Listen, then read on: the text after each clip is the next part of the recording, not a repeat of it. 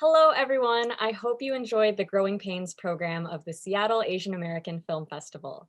The films in this program were Parachute, Crashing Wheels, Sunday, Blood Hana, Valley, and Reunion 99. Joining us for this Q&A are some special guests. If you could introduce yourself, the film that you're here representing, and then your role or roles with the film. Great, I could start. My name is Mary Evangelista. I'm the director and screenwriter of Blood Hana. My name is Allan Zhang Tran. My film is Valley, which I wrote and directed. Hello, my name is RJ Lozada, and I directed and I'm kind of the subject of Reunion 99. Yeah. Okay, so I was watching these films, and your films all seem to have kind of like an open or ambiguous ending. Maybe that's just how I interpreted it. But do you, as a storyteller, kind of like have a preference for that kind of ending, or did you just feel like the story that you were telling kind of naturally led there? I think for Blood Hana, this was a film that, so this was made through Art of Me. Blood Hana was, which is Cecilia Meha's like nonprofit where they take stories from high schoolers and they turn it into different like mediums. So they have podcasts, and this project Blood Hana was written by this high schooler, Lexington Rivera, who wrote it as like her high school story, and she had an idea that it would end kind of less ambiguously, and for us it was actually important to keep it more open. And it's something that's really quite nice because, like, she had written it in her 11th grade, and seeing it and even talking about it now, like a year later, she's like, oh yeah, I'm like glad that we left it a little bit more open. So I think sometimes it for us at least, it felt like it was called for in the story. So Yeah. Oh my gosh, I didn't realize. I was like reading your form, and it said like our young writer, and I was like, oh, who is that? Nice. yeah. For Valley, I don't know if I have a proclivity for open endings specifically, but it seemed to work well for this particular project of mine, just because it's a slice of life within a day of two teenagers' life. It just from the beginning of the day to the end of the day, but it doesn't mean their story has ended. And I just wanted to highlight a day that wasn't sensationalized necessarily with a big party at the end, that could be typical of a certain type of coming of age film. So it was a decision to keep it grounded to who these two characters were. I think for myself, I am also kind of inclined to have the more open-ended ending. That said, Reunion 99 has a kind of ending, which when I think about it now, it kind of is it's a little bit kind of has some platitudes about it, the way I wrote it. And then there's like that last shot of me before the credits roll. Yeah, I mean, I think I'm inclined to those ambiguous endings because I feel like it brings the audiences in a little closer. I understand that sometimes it might feel like people are left hanging and they want answers, but I think the part of the point of leaving open-ended questions or endings has everything to do with leaving room for people to keep thinking about the story that they just watched. Yeah. It was so nice seeing all of your classmates as like a group towards the end, and then that last final shot of you, I was like, there you are. There's the person whose voice I've been hearing this whole time. Yeah, that was really cool. Okay, so Mary, I was actually gonna ask how you, well, at the time I thought Cecilia was joining, but I was gonna ask how you came up with a story, but now I realize that it came from this young person. Hmm. Do you happen to know the background on, sorry, what was this person's name? Lexington? Yeah, I mean, so Lexington Rivera, she is well, now she goes to Brooklyn College, but she wrote it in her junior year, and it was something. So Cecilia had done a film previously the year before with another high school student in the same high school, which I forget, in Brooklyn, and we actually shot there as well. Um, and so when Cecilia brought the story to me, it was just like really fantastic because I think Lexington was dealing with like issues around like faith and like being queer and like I thought it was such a surprising read from someone that like such a mature read from someone that is like um, a teenager, I guess. And I was like, this is awesome, and this is such a cool, the myth of Hana Haki. She like that, even how she incorporated that into this like essay of hers. It was just quite like surprising and unexpected. And so it was something that we were like, yeah, we want to see how we can make this happen and do it together. And it was something where I think for her it was nice so that she got to kind of see like how we translate something like a story like that onto the screen.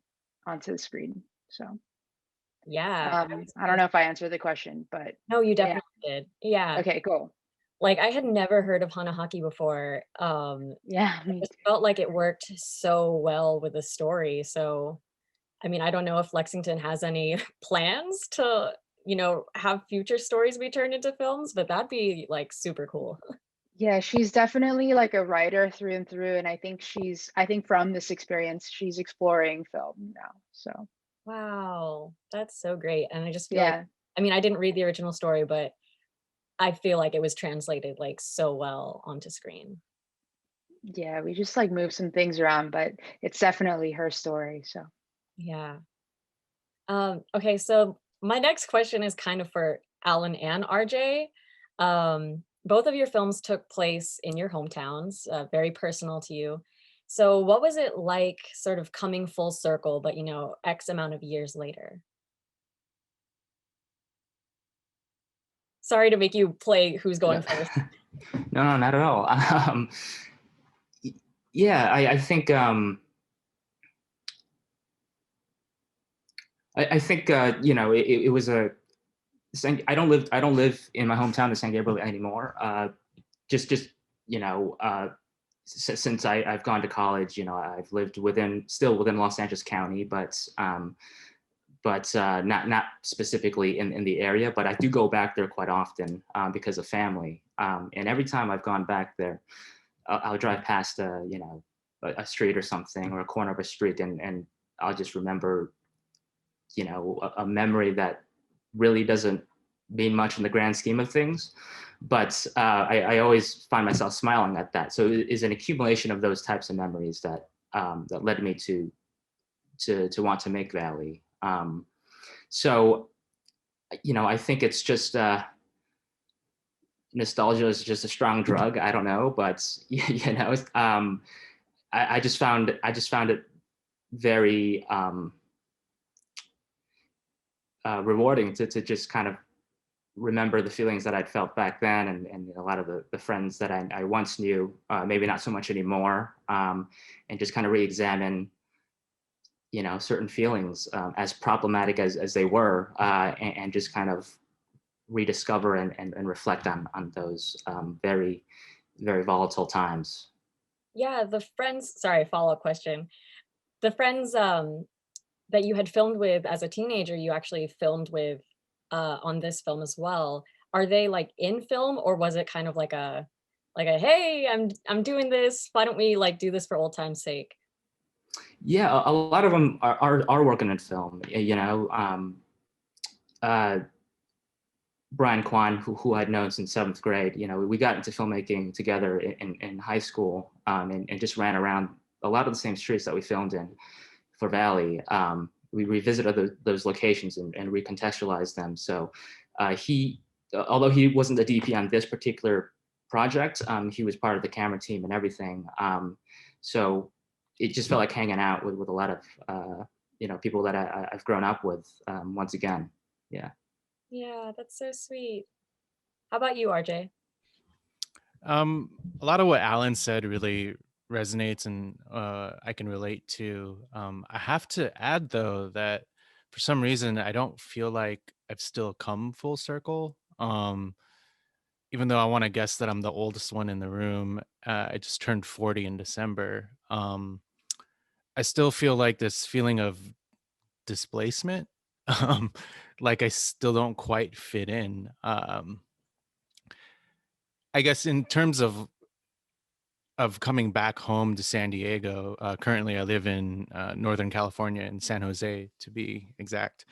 Um, I think touching San Diego again at different points in my life is is an important gesture. I think for anyone that moves away from home to just kind of check in with themselves, to revisit memories, to recontextualize them, to echo Alan's thoughts. But I don't think I can ever feel like I've come full circle unless I maybe die there.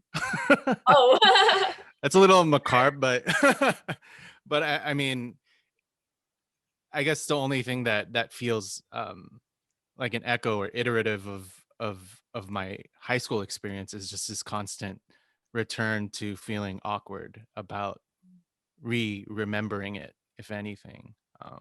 That's the part that continues to feel like a perpetual circle, and maybe not in the good way, but it is what it is. right, a true way. Yeah. Yeah, but that's what our memories of our home are about as well. And growing up is just that awkwardness and that that reconciliation with this feeling of trying to feel complete, trying to feel like you fit in, trying to resolve this emotional displacement. So yeah. Yeah, absolutely. I mean, all of your films take place in like what I guess people usually call the formative years. And that makes sense, like neurologically, that makes sense. But yeah, sometimes I feel like, aren't we always in formative years? Like, shouldn't we always be growing?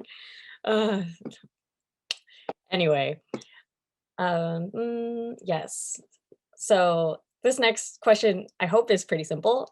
So the theme of this program is growth. In what ways do you want to grow as filmmakers? I'll jump on that. I want to I don't want to make this a therapy session, but Sure, sure, sure. I just want to suffer less in the anguish of whether or not the stuff I think up makes sense to anyone, Mm, that it resonates with anyone. Um, I think if I could figure out how to grow my fortitude and my resolve, um, even at my tender age of 40, I think I still have time. I would like to grow that way. I think on the outside of it, my friends think that I'm successful to some degree, and I don't want to uh, invalidate the labor that I've and peers and family have put into my career thus far. Um, but I always feel like there's something more that I need to do, and I guess part of that growth is being comfortable and being okay with not having the answers right away. Um, and I don't want to ramble too much, but just being at peace with the process and the journey, because sometimes it's I mean, I'm pretty sure we can all attest to how isolating it can feel sometimes, and how our self-critics can surface and sometimes overpower our our aspirations. But yeah, I think I've said too much, but that's okay because I don't know who's watching this. And we're all colleagues and friends here. I guess I'll go off of what RJ was speaking about, resonance, particularly that part. I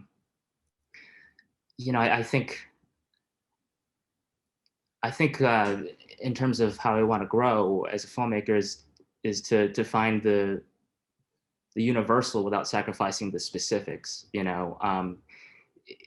want to tell specific stories that are specific to whether that be my experience or just themes or spaces that I find to be very valuable. But also just it should speak to those spaces directly, but have some sort of universal theme that if one were not from that space, that they could also understand and empathize, with the themes that are being presented there. So that's something that I find myself thinking about a lot. With the example of Valley, I don't know if I succeeded here, but the San Gabriel Valley is a specific space within, America or even Los Angeles. But my hope is that, as specific as those particular characters are, that someone in the Midwest could watch it and still relate to it, without feeling like I've compromised a certain authenticity, as some may say. So my hope is to marry those two elements better in the future. Yeah, I love what you guys have been saying, because I think I completely agree. And that I think that's a thing about like any kind of craft. It's like a lot of mentally preparing, or mental fortitude that takes place, and how to expand and grow. I think as like within filmmaking, one thing that I do want to continue always is to like have more collaborations and collaborators with other craftspeople that will elevate the story that we were having to tell. And I think Blood Hana was a really nice experience for me, because it was got to make it with some friends and new people that I've haven't worked with before. And yeah, just to continue growing in that way, I think is always just something that I'm you know looking forward to. Last question. Do you have any final messages or things you want to plug? I know doing projects at this time is not very easy. So could be anything, an organization or resource, something like that. You also don't have to have one. Well, I think Cecilia told me, and I completely believe in art of me as this like an organization that can elevate stories by young people, and like offer a learning experience into a craft that maybe they might be interested in, or that they could get into. And I think that's like quite important. So go and check out the website, because there's a lot of other stories. And yeah, support young filmmakers, I guess, is always good. Yeah, absolutely. Well, I want to thank the folks at Seattle Asian American Film Festival. I think spaces like yours are incredibly crucial.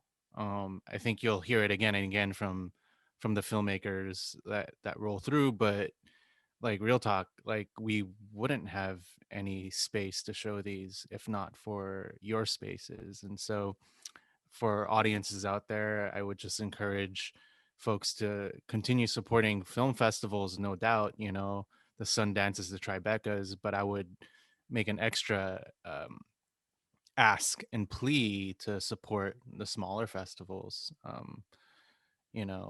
Not all of us have the same resources that the folks at Sundance have, and the smaller festivals do become havens for us, hubs by which we feel part of a larger community, and this is really key. And I think for myself, just seeing the other works, it's an incredible moment and touch point to see how advanced everyone's aesthetics and storytelling choices have come.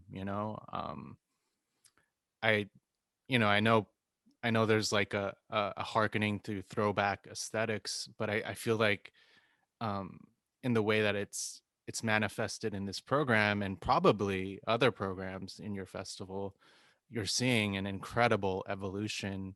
And I don't want to use such a cliche phrase as golden age, but I mean, with the bravery that people and the confidence that filmmakers, Asian American filmmakers have nowadays, it's really remarkable. And I'm really, really hopeful for the next 5 to 10 years that we're gonna keep going, and then we're gonna hit hard and and love hard and keep succeeding. And I'm so excited to be a part of that. So yeah. I'm kind of at a loss what to say here. I think what Mary and RJ have said are just the perfect answers for what you've asked. The only thing I can say is to harken back to what RJ spoke of specifically.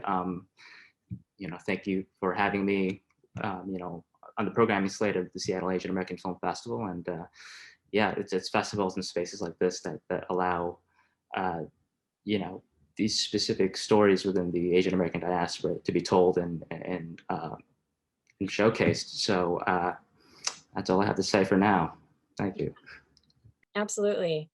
I mean, it was truly an honor it is truly an honor to have your films as part of the film festival this year. And speaking of communities and small festivals, I was really looking forward to getting to meet you if you were able to come in person. But I'm glad that we were able to meet at least over this call.